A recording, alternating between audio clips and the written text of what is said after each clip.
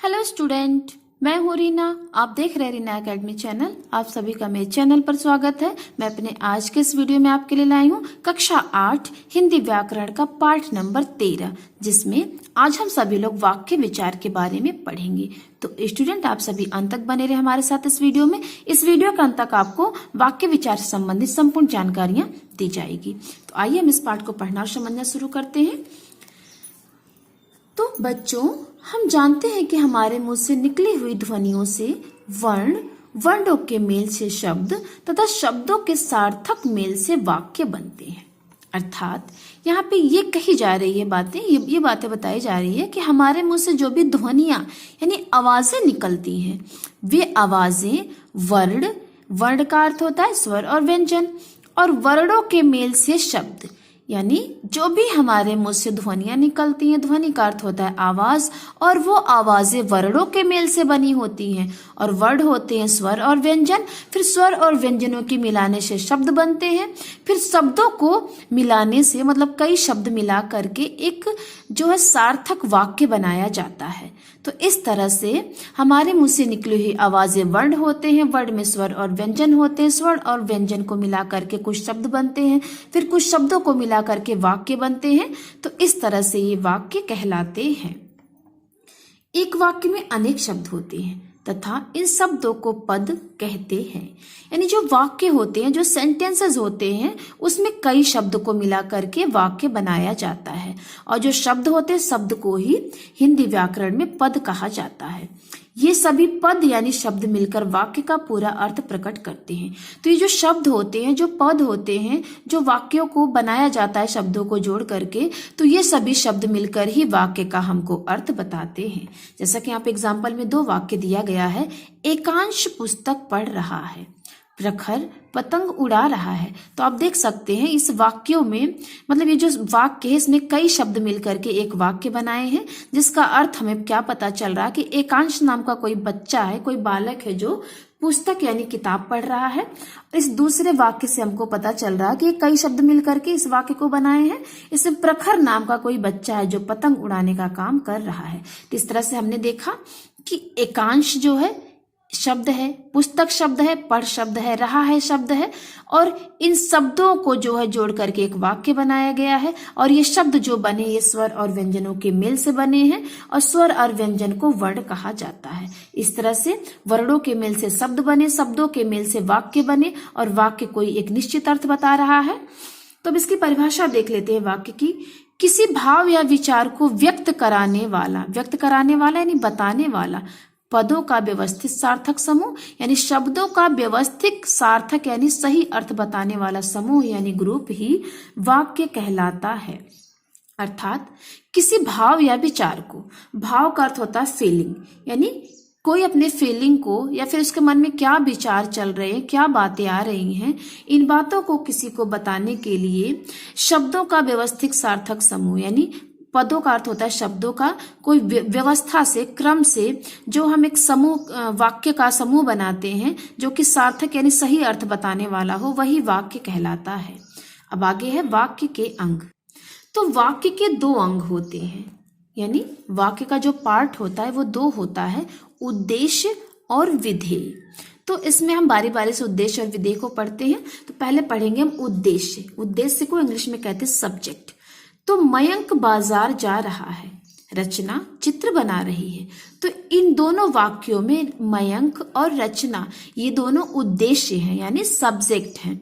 अर्थात इन दोनों वाक्यों में किसी के द्वारा कौन सा काम हो रहा है, तो मयंक के द्वारा बाजार जाने का काम हो रहा है और रचना के द्वारा चित्र बनाने का काम हो रहा है। इसीलिए इन दोनों में मयंक और रचना ये दोनों जो है उद्देश्य हैं।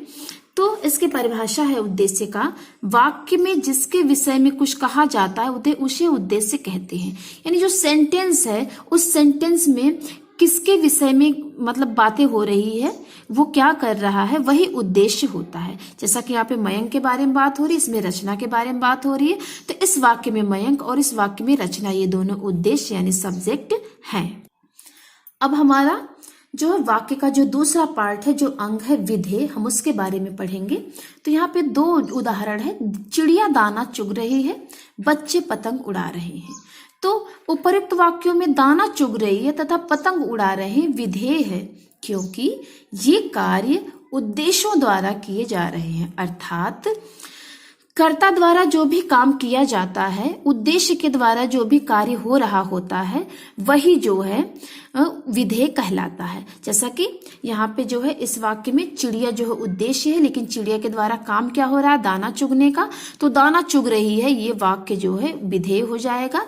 और इस वाक्य में बच्चे जो है उद्देश्य हैं और इनके द्वारा काम क्या हो रहा है, पतंग उड़ाने का काम हो रहा है, तो पतंग उड़ा रहे हैं, ये पूरा वाक्य जो है विधेय हो जाएगा। अब आगे इसकी परिभाषा देख लेते हैं। कर्ता जो कार्य करता है अर्थात उद्देश्य के विषय में जो कुछ कहा जाता है उसे विधेय कहते हैं।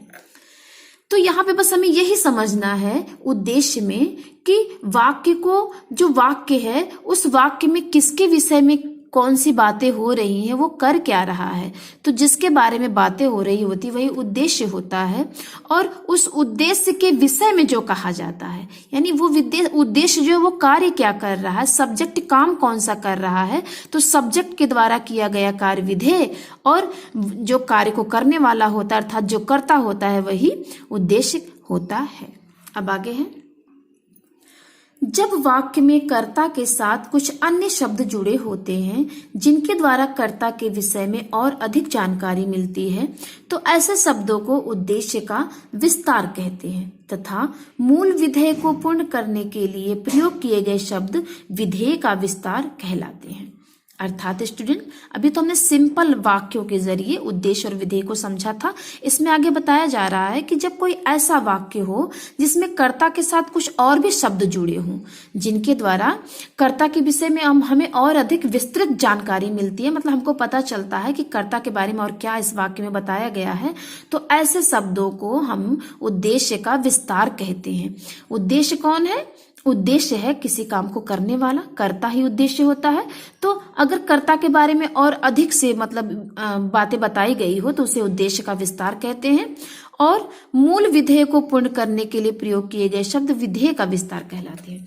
यानी जो कर्ता के द्वारा किया गया कार्य होता है, जो विधेय होता है, वो अगर जो है कि उसके बारे में और अधिक बातें बताएं, उसमें और अधिक शब्दों का विस्तार और अधिक शब्द जुड़े हों तो उसे विधेय का विस्तार कहते हैं। जैसे यहाँ एग्जाम्पल से समझेंगे, अनेक विद्यार्थियों ने गायन प्रतियोगिता में भाग लिया।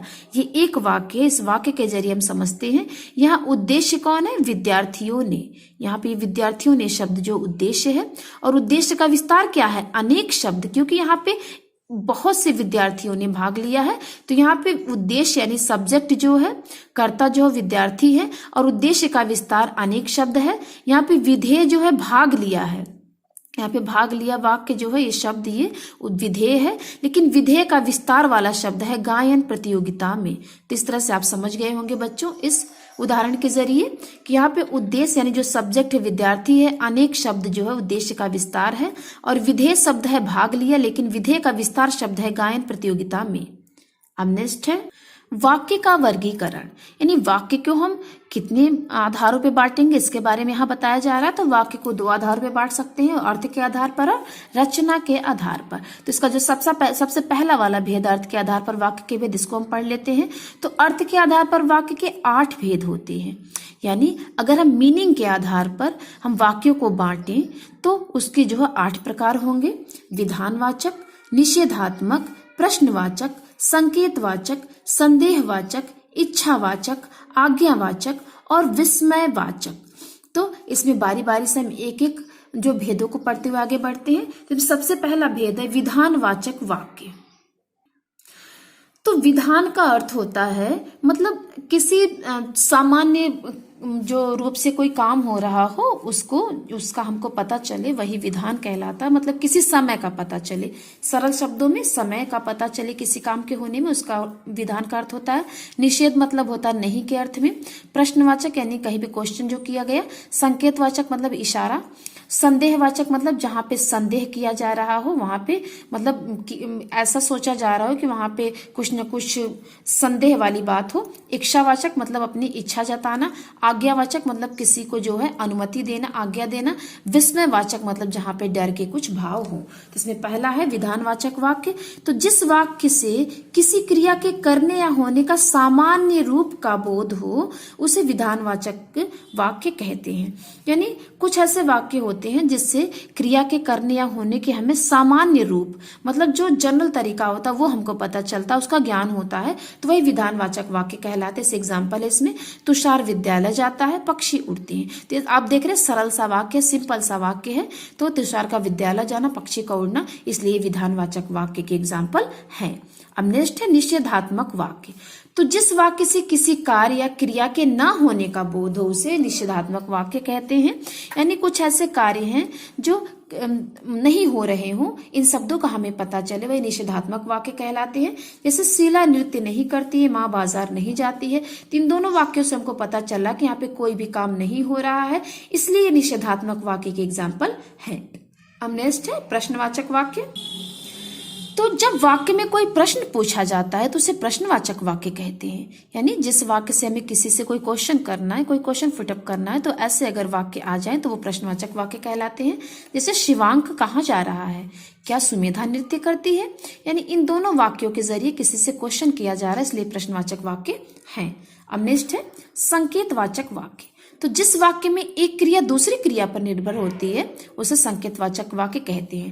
यानी कोई ऐसा वाक्य है जिसमें दो दो क्रियाएं हैं और एक क्रिया दूसरी क्रिया के ऊपर डिपेंड है, तो अगर ऐसा वाक्य आता है तो उसे हम संकेतवाचक वाक्य कहते हैं। जैसे यदि तुम परिश्रम करते तो सफल हो जाते। यहाँ पे परिश्रम का करना वाक्य की क्रिया, सफल हो जाने वाक्य की क्रिया पर डिपेंड करती है, इसलिए यहाँ पे संकेत दिया गया है कि परिश्रम करना तो सफल होना अवश्य है। तो यदि तुम परिश्रम करते तो सफल हो जाते। यहाँ पे आप देख सकते संकेत दिया गया है, यदि तुम साथ आओगे तो मैं भी चलूंगा। यहाँ पे साथ आने की क्रिया जो है चलूंगा क्रिया पर डिपेंड है, इसलिए यहाँ पे आप देख रहे हैं संकेत दिया गया है कि यदि तुम साथ आओगे तो मैं भी चलूंगा। इसलिए ये दोनों वाक्य जो संकेतवाचक क्रिया के जो संकेतवाचक वाक्य के एग्जाम्पल हैं। नेक्स्ट है संदेहवाचक वाक्य। तो जिस वाक्य में किसी कार्य के पूर्ण होने में संदेह प्रकट हो, यानी संभावना जताई जा रही कि वाक्य मतलब ये कार्य पूरा होगा या नहीं हो, उसमें संदेह प्रकट किया जा रहा हो, तो ऐसे वाक्य जो संदेहवाचक वाक्य कहलाते हैं। जैसे शायद आज धूप ना निकले, संभव है आज वे हमारे घर आए। मतलब यहाँ पे संभावना प्रकट की जा रही, सोचा जा रहा है कि ये काम होगा या नहीं होगा, उसमें संदेह दिखाया जा रहा है, तो ऐसे वाक्य जो संदेहवाचक एग्जाम्पल हैं। जैसे धूप का ना निकलना, मतलब यहाँ पे संभावना व्यक्त की गई, धूप निकलेगी या नहीं यहाँ पे क्लियर नहीं है, और आज जो हमारे घर आने वाले वे आएंगे या नहीं, तो ये भी क्लियर नहीं, इसलिए संदेहवाचक वाक्य के एग्जाम्पल हैं। अब नेक्स्ट है इच्छावाचक वाक्य। तो जिस वाक्य द्वारा वक्ता की इच्छा, वक्ता मतलब होता है अपनी बात को कहने वाला, यानी जैसे करता है उसकी इच्छा, शुभकामना, आशा अथवा आशीर्वाद आदि की भावना का पता चलता है, उसे इच्छावाचक वाक्य कहते हैं। मतलब कुछ ऐसे वाक्य होते हैं जिन वाक्यों से हमें जो करता होता है उसकी क्या इच्छा है, उसकी क्या मनोकामना है, और वो किसी को शुभकामना दे रहा है, उसकी क्या उम्मीद है, या किसी को आशीर्वाद दे रहा है, अगर इन सभी बातों का हमको पता चलता है तो वही इच्छावाचक वाक्य कहलाता है। जैसे एग्जाम्पल है, आपको जन्मदिन की हार्दिक शुभकामनाएं। तो यहाँ पे जो वक्ता है जो अपनी बात को कह रहा है वो किसी को शुभकामना दे रहा है, आशीर्वाद दे रहा है, और ईश्वर तुम्हें दीर्घायु प्रदान करे। दीर्घायु मतलब होता है लंबी उम्र। तो यहाँ पे जो वक्ता है वो उसकी इच्छा है, वो शुभकामना दे रहा है, आशीर्वाद दे रहा है कि ईश्वर तुम्हारी लंबी उम्र तुमको प्रदान करे। तो इसलिए ये इच्छावाचक वाक्य है, क्योंकि यहाँ पे ये जो वाक्य है ये किसी की इच्छा के ऊपर निर्भर है, कोई इस वाक्यों को अपनी इच्छा के अनुसार किसी को कह रहा है। अब नेक्स्ट है हमारा आज्ञावाचक वाक्य। तो जिस वाक्य से आज्ञा, अनुमति, प्रार्थना अथवा आदेश का बोध हो उसे आज्ञावाचक वाक्य कहते हैं। जैसे अब आप जा सकते हैं, सभी प्रश्नों के उत्तर दीजिए। यानी जिन वाक्यों से हमको ये पता चले कि कोई किसी को आज्ञा दे रहा है, या फिर अनुमति दे रहा है, या फिर किसी से प्रार्थना कर रहा है, विनती कर रहा है, या फिर आदेश दे रहा है, तो इन सभी बातों का जिन शब्दों से हमको बोध होता है वही आज्ञावाचक वाक्य कहलाते हैं। जैसे इसमें कोई किसी से कह रहा है कि आप जा सकते हैं, मतलब यहाँ पे आज्ञा दे रहा है कि आप जा सकते हैं, आप जाइए और सभी प्रश्नों का उत्तर दीजिए। तो यहाँ पे आदेश दे रहा है कि मेरे प्रश्न प्रश्नों के उत्तर दीजिए। तो यहाँ पे इन दोनों वाक्यों से हमको पता चल रहा है कि आज्ञावाचक वाक्य, क्योंकि किसी के द्वारा ये वाक्य कहे गए हैं। अब नेक्स्ट है इसका प्रकार, अर्थ के आधार पर वाक्य का प्रकार है विस्मयवाचक वाक्य। तो जिस वाक्य से हर्ष यानी खुशी, शोक यानी दुख, प्रसन्नता यानी बहुत ही ज्यादा खुश होना, घृणा यानी नफरत अथवा आश्चर्य यानी किसी भी चीज को देख के बहुत ज्यादा विस्मय होना आदि भाव व्यक्त हो, यानी भाव मतलब फीलिंग वर्ड्स व्यक्त हो, फील जो है, जो भी फील हम करते हैं ऐसा अगर व्यक्त हो, प्रकट हो, तो उसे विस्मयवाचक वाक्य कहते हैं। जैसे वाह कितना सुंदर नजारा है, हे राम ये क्या हो गया। तो जो ये फीलिंग वर्ड्स होते हैं, मतलब जो विस्मयवाचक वाक्य होते हैं या विस्मयादि बोधक जो शब्द होते हैं, ये हमारे मन से अचानक से निकलते हैं, हमारे मुंह से। मतलब पहले से हमारी कोई प्लानिंग नहीं होती कि आगे चल के हमें कहना है, ऐसा हमें करना है। ये फीलिंग वर्ड्स होते हैं, अचानक से हमारे मुंह से निकलते हैं। जैसी परिस्थितियां उत्पन्न होती है तो ये अचानक से निकले हुए वर्ड खुशी के भी हो सकते हैं, दुखी के भी हो सकते हैं, किसी को देख के नफरत के भी हो सकते हैं, किसी विषय वस्तु को देखकर आश्चर्य यानी बहुत ज्यादा जो है कि हम बहुत ज्यादा उतावले हो जाएं, तो ऐसे अगर फीलिंग वर्ड्स हमारे मुंह से निकलते तो वे विस्मयवाचक वाक्य कहलाते। जैसे किसी सुंदर से नजारे को देखकर आपके मुंह से शब्द निकले वाह कितना सुंदर नजारा है, या फिर किसी जो है कि दुखी बात को सोच कर कि हे राम ये क्या हो गया। तो ये सभी वाक्य जो अचानक से हमारे मुंह से निकलते हैं, जो भी परिस्थिति होती है, तो ऐसे वाक्य जो है विस्मयवाचक वाक्य कहलाते हैं। तो स्टूडेंट आज के वीडियो में बस इतना ही, क्योंकि वाक्य विचार का हमने एक भेद अर्थ के आधार पर भेद को पढ़ा जाना इस वीडियो में। इसके दूसरे वीडियो में हम रचना के आधार पर वाक्य भेद को पढ़ेंगे, जानेंगे और समझेंगे। तो तब तक के लिए धन्यवाद। मिलते हैं आपसे अपने अगले वीडियो में।